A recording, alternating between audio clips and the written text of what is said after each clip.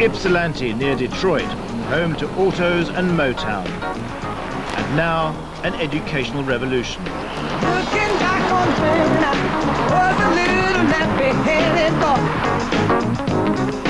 boy. Formal education at ages below age 6 certainly seems to be a negative experience for children, and I would not recommend it. The normally staid world of early education has been shaken by a long-term study here at the High Scope Foundation. There's now proof that learning too formally can damage children from the bottom of society. You may want to look at it. Oh, yeah. David Wycott's been studying the issue since the 60s. In Nigeria, we can only get... He's turned what's been an article of faith into a solid academic tenet. Early education does matter. One of the early things we did was to look at the question, does early education make a difference? I'm referring here to ages 3 and 4. And we early found that, in fact, a good program at that age will change the way the children develop, grow, and work in school and so forth. So we asked the question that seemed next is, well, does it matter which way you work with children or which method you use in helping young children? And our principal study here was to look at 3 groups to study the impact. These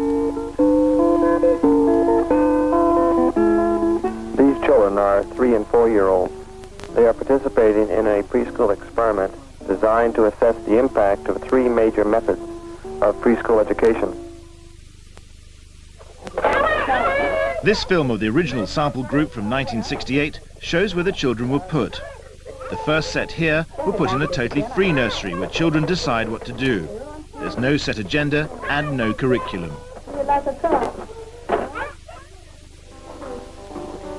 The second group are in a more formal environment, much like a British reception class.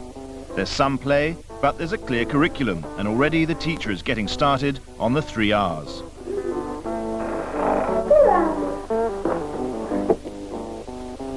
Finally, this High Scope nursery was more like the Norwegian kindergartens. There's much emphasis on playing outdoors and learning from nature.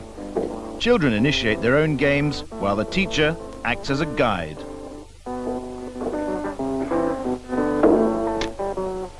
The children were all chosen from families with disadvantaged backgrounds. They were put in each class at random, regardless of intellectual ability.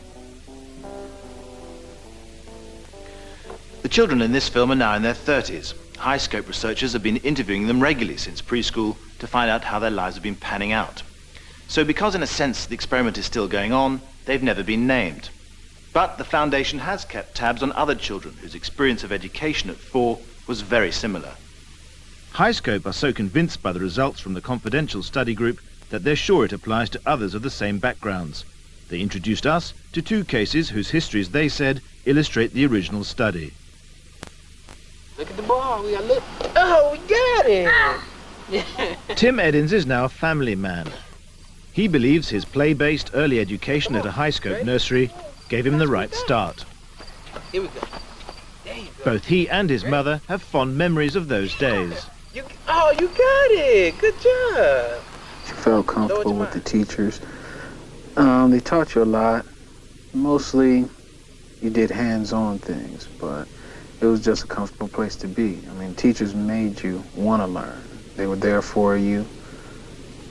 You know, I just got good memories of the place. Since school, I've been working, attending college part-time, and basically holding on 2 jobs. Now a hospital stockkeeper, Tim's life experiences typify Dr. Wycott's findings. Children in the High Scope and the Free Play Nursery did well both academically and socially. For example, they're 3 times more likely to do voluntary work and they're more likely to use their vote. Jeff Federer went to a more formal nursery.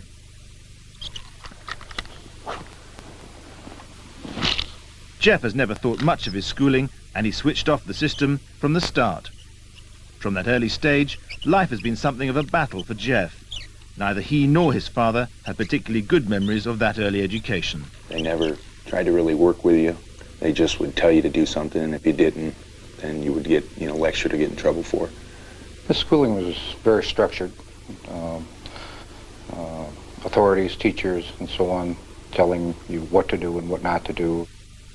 From a poor start, Jeff's life experiences got worse.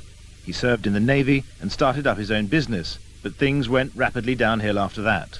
Then I got into some drugs and alcohol, and I ended up losing my business.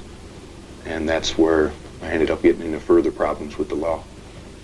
Tell us about that. How many times have you been in prison? Prison once, jail about 4 times. The children who'd been educated formally early on were 3 times more likely to go to prison and twice as likely to be expelled from school. Researchers were amazed to discover that while all 3 groups were similar academically, socially they were worlds apart. There was more crime, significantly greater amount of crime. There was more disruption in the community. They found people like shopkeepers and landlords and clerks in stores, gave them a hard time, many more reporting that. They reported poor relationships with their families, and none of the other youngsters did. They aren't married as often. They have difficulty holding jobs over a longer period of time. Are you seriously suggesting that 2 years in kindergarten makes all this difference? It's interesting now that we have 40 years of research behind us that we are being able to, we can say that in fact it does change people's lives. Dr. Weikert thinks at least 1/4 of American children are affected, and as many again in Britain. The vast majority of educationalists working back in the UK are convinced we should now heed the warnings.